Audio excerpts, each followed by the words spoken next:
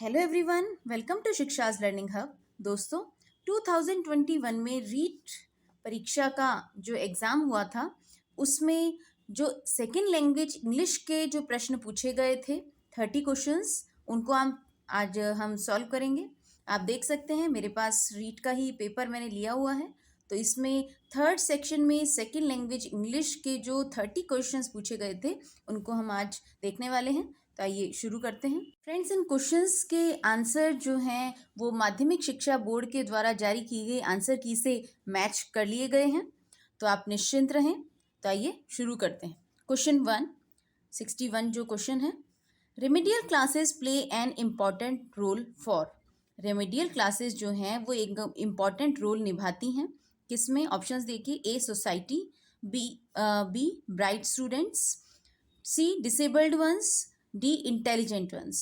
देखिए, remedial classes जो होती हैं वो हमेशा कमज़ोर बच्चों के लिए, या जो बच्चे कुछ ग्रेस्प नहीं कर पाए, जिनके मार्क्स कम आए हैं, जिनमें कुछ सुधार की आवश्यकता है, ऐसे बच्चों के लिए हमेशा आयोजित की जाती हैं। तो ब्राइट स्टूडेंट्स भी नहीं होगा यहाँ पे, ब्राइट्स और इंटेलिजेंट वंस ये दोनों ही प्रतिभाशाली बच्चे हो गए, ये नहीं हो सकता। सोसाइटी के लिए भी नहीं होगा, आंसर क्या होगा? Disabled ones. Next question, an important feature of an adequate evaluation is। एक अच्छे evaluation का एक important feature होता है। It is irresponsible, B it is diagnostic, C it enhances learning, D it harasses students। देखिए, irresponsible नहीं होता evaluation कभी भी, ठीक है। नेक्स्ट, डायग्नोस्टिक नहीं, हेरेस नहीं करता स्टूडेंट्स को, तो ये तीनों ऑप्शंस रॉन्ग हो गए हैं। इट एनहेंसेस लर्निंग, ये ज्ञान में वृद्धि करता है, अधिगम में वृद्धि करता है, आंसर होगा सी। नेक्स्ट, क्वेश्चन नंबर 63 से 65 तक। The wind lies asleep in the arms of the dawn like a child that has cried all night। ये एक कोटेशन या लाइंस आप कह सकते हैं, पोयम में से दी गई है हमको, और इसमें से हमको 63 से 65 तक के क्वेश्चंस अटेम्प्ट करने हैं। फर्स्ट क्वेश्चन देखिए, the second line is an example of. Second line यानी ये वाली, like a child that has cried all night. Second line is an example of simile, metaphor, personification और अलिट्रेशन। देखिए, यहाँ पे हमको साफ साफ दिखाई दे रहा है कि इसमें चाइल्ड जो है उसको कंपेयर किया गया है यहाँ से विंड से, ठीक है, लाइक अ चाइल्ड। और कंपैरिजन भी कैसा है? With the use of word like. Like शब्द के प्रयोग द्वारा यहाँ पे कंपेयर किया गया है दो अलग अलग चीज़ों को। यहाँ पे हमको साफ साफ पता चल रहा है कि यहाँ पे कौन सा फिगर ऑफ स्पीच है? सिमिली, ठीक है। मेटाफर नहीं हो सकता क्योंकि कंपैरिजन है, वो भी लाइक के साथ में है, मेटाफर नहीं होगा। पर्सोनिफिकेशन नहीं, अलिट्रेशन नहीं, सेकेंड लाइन की इसमें बात की गई है। Next, metaphor is defined as. Metaphor को डिफाइन किया जाता है farfetched simile, covert simile, implied simile और एक्सप्लिसिट सिमली। ध्यान रखिएगा फ्रेंड्स, मेटाफर को इम्प्लाइड सिमली भी कहा जाता है। Come to the next, dash is an example of personification in the above lines. ऊपर जो लाइन्स दी गई हैं उनमें पर्सोनिफिकेशन, पर्सोनिफिकेशन होता है किसी भी चीज़ का मानवीकरण करना, उसको मानव के समान गुण प्रदान करना। तो ऊपर दी गई लाइनों में पर्सोनिफिकेशन का उदाहरण कौन है? तो हमने ऊपर की लाइन्स देखी थी, वापस देख लीजिए। The wind lies asleep, wind सोती है, ठीक है। विंड यहाँ पे हवा जो है, विंड जो है उसका मानवीकरण किया गया है, तो हमारा आंसर क्या हो जाएगा? A, wind. बाकी के ऑप्शंस आप देखिएगा। Next question, blank verse is iambic pentameter. Blank verse जो है वो आयम्बिक पेंटामीटर है। A without rhyme, with rhyme, with alternate rhyme और without alternate rhyme. Option A is correct. Next question देखिएगा friends, O wild west wind thou breath of autumn's being. Again a line here, the above line contains. ऊपर दी गई line में है, क्या है? A personification, alliteration. देख लेते हैं। O wild west wind, west wind को एक तरह से एड्रेस किया गया है, यानी उसका मानवीकरण किया गया है, तो या पर्सोनिफिकेशन है। दाउ ब्रीथ ऑफ ऑटम्स बीइंग। अब नेक्स्ट पूछा गया है अलिट्रेशन। अलिट्रेशन कब होती है? जब सेम साउंड का रिपीटिशन होता है, सेम लेटर का। WWW, या अलिट्रेशन भी इसमें है, तो personification and alliteration is the correct answer. Next question, an elegy is. Elegy क्या होता है? अ joyful lyric, A poem on the death of someone dear, a sonnet on nature, a marriage song. We know very well कि elegy क्या होता है, एक किसी भी डियर या नियर वंस की डेथ पे गाई गई एक पोयम होती है, तो बी ऑप्शन होगा इसमें। नेक्स्ट देखिए फ्रेंड्स,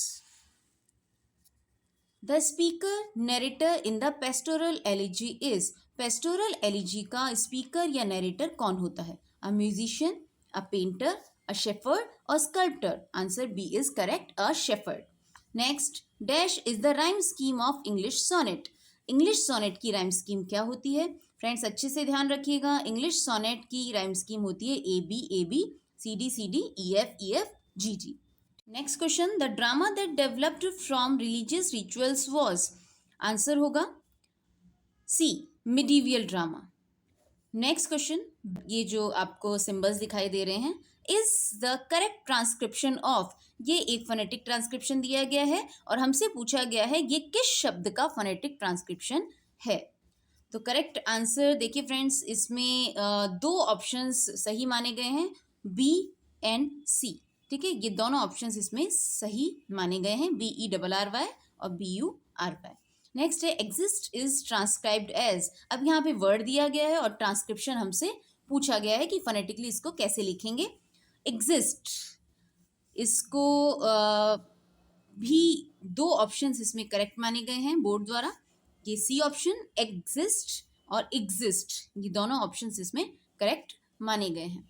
नेक्स्ट देखिए, the correct transcription of virtue is, virtue का करेक्ट ट्रांसक्रिप्शन क्या होगा? तो देखिए साउंड्स देख लेते हैं, व, फिर उसके बाद अर वाली साउंड आ रही है, फिर उसके बाद हमारा च आ गया और ऊ की साउंड, तो ये वाला ऑप्शन करेक्ट हो गया, बी वर्च्यू। नेक्स्ट देखिएगा, adjust is transcribed as, adjust को कैसे ट्रांसक्राइब किया जाता है, यानी इसका फोनेटिक ट्रांसक्रिप्शन कैसे करते हैं? देखिए आंसर इसमें होगा फर्स्ट वन, ए, अ, ज और उसके बाद में ये वाला अ, स और ट, ये साउंड्स इसमें आ रही हैं, adjust. Next, velar is the sound formed by, velar जो होती है वो साउंड किससे फॉर्म्ड होती है? आंसर इसमें आएगा D, the back of the tongue and the soft palate, back of the tongue and the soft palate. Sounds फ, व, थ, र एटसेट्रा आर, इस क्वेश्चन में बोनस मार्क्स मिले हैं, देखिएगा आप इसको। Which of the following plays the basic role in learning mother tongue, ठीक है, इनमें से कौन बेसिक रोल निभाता है मदर टंग की लर्निंग में, मदर टंग को सीखने में? आंसर होगा इसमें बी, नेचुरलनेस। ठीक है, मदर टंग एक नेचुरल वे में सीखी जाती है, तो आंसर होगा इसमें naturalness. Next 79, dash is one of the chief characteristics of communicative approach, communicative approach की मुख्य विशेषता है।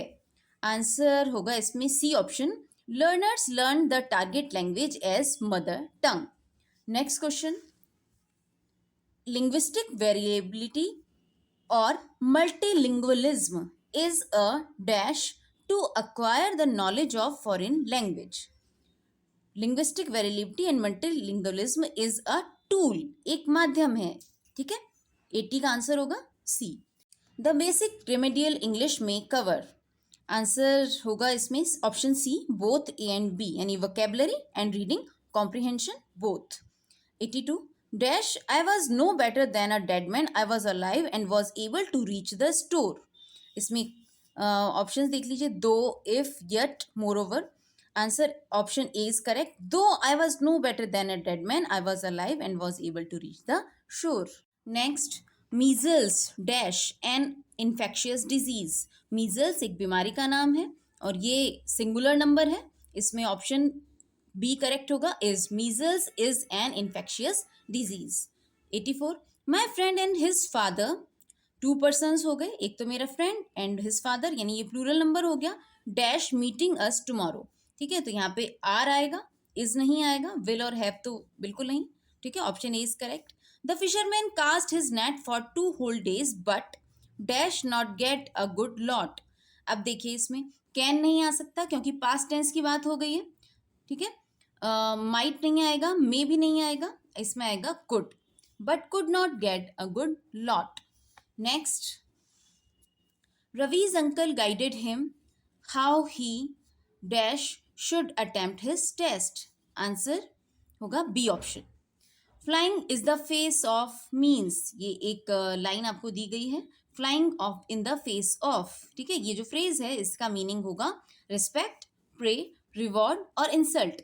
ये भी एक बोनस, इसमें भी मार्क्स मिले हैं, ठीक है. बाय फिट्स एंड स्टार्ट्स, यहाँ पे अगेन एक फ्रेज है. मीन्स फिट्स एंड स्टार्ट्स का मीनिंग क्या होगा? इसका मीनिंग होगा फ्रेंड्स सी, नॉट रेगुलर, ठीक है.